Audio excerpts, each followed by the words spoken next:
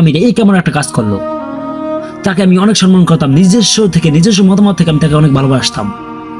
কিন্তু সে জামাতের আমির এটা কি করলো, তার উপর তো আমার এখন ঘৃণা জমে গেল।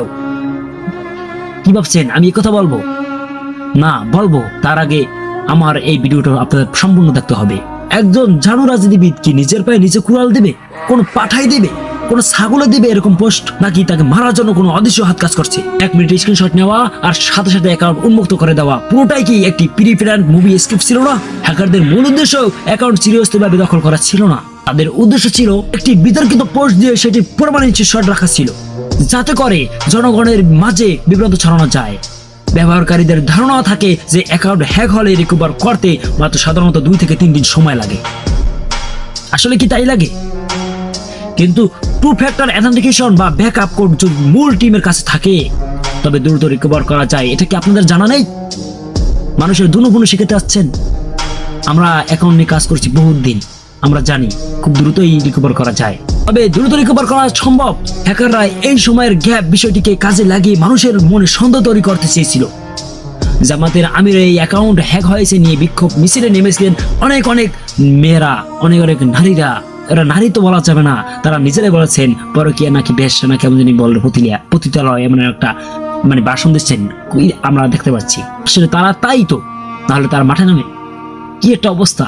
তারা দাবার গুটি হলো। জামাতের মিডিয়া বিভাগ সংবাদ সম্মেলন দেখে আমিরের জামাতের এবং জামাতের মেইলে সরাসরি প্রবেশ করে দেখিয়ে দিয়েছে কিভাবে বঙ্গভবনের মেল ইউজ করে ফিশিং লিঙ্ক পাঠিয়ে টুইটার দখলে নেওয়া যায়, এবং যেই নতুন একটি আইপি অ্যাড্রেস যুক্ত ডিভাইস দিয়ে আমিরের জামাতের টুইটারে পোস্ট দেওয়া হয় সেটাও দেখাতে সক্ষম হয়েছেন ওনার পিআর টিম। তারপর আপনারা বলেন যে এটা তাদের বানোয়াট আগের যুগ আছে, যে বালসাল বলবেন তা মানুষ বিশ্বাস করবে? আপনাদের নিজের পায়ে নিজে কুড়াল দিয়ে না, এখনো সময় আছে, ভালো হয়ে যান। গতকাল টুইটারে যে টুইটটির স্ক্রিনশট ভাইরাল হয় সেই স্ক্রিনশটটি 1 মিনিটের মধ্যে তোলা।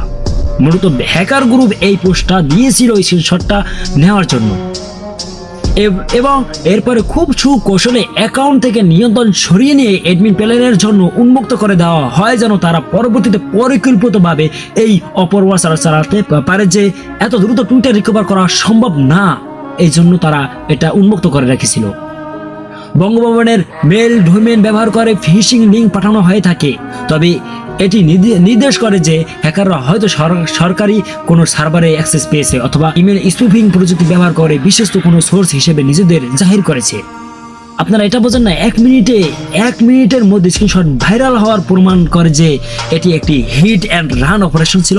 হ্যাকারদের মূল উদ্দেশ্য অ্যাকাউন্ট দখল করে রাখা ছিল না, বরং একটি বিতর্কিত পোস্ট দিয়ে সেটির প্রমাণে স্ক্রিনশট রাখা ছিল। আমি বারবার বলছি, যাতে পরে জনমনে বিভ্রান্ত ছাড়ানো যায়। আপনারা কেন বুঝতেছেন না ভাই? একটা পোস্ট করছে, তার 1 মিনিটের ভিতরে স্ক্রিনশট নিয়ে ফেলেছে। জিনিসটা কিরকম? এরপরে তারা নারীদেরকে নিয়ে আন্দোলনে নেমে আসছে জামাতের বিরুদ্ধে। এই থেকে তো তাদের চক্রান্ত পরিষ্কারভাবে আমরা ধরে ফেলতে পারছি। আমি বিএনপিকে ভোট দিতে চেয়েছিলাম, মন থেকে সত্যি কথা বলি, আমি বিএনপিকে ভোট দিতে চেয়েছিলাম। কিন্তু তারা যেভাবে একটা জঘন্য কাজ করছেন, আওয়ামী লীগ থাকাকালীন কিন্তু বিএনপিকে অনেক কথা বলেছেন। তারা মূর্খ, তারা আসলে এইসব বিভিন্ন ধরনের কথা বলেছিল আওয়ামী লীগ থাকাকালীন। আমরা শুনেছি, ছোটকাল থেকে শুনেছি, কিন্তু সেটা কিন্তু আমরা এখন হারে টের পাচ্ছি, বুঝতে পারছি।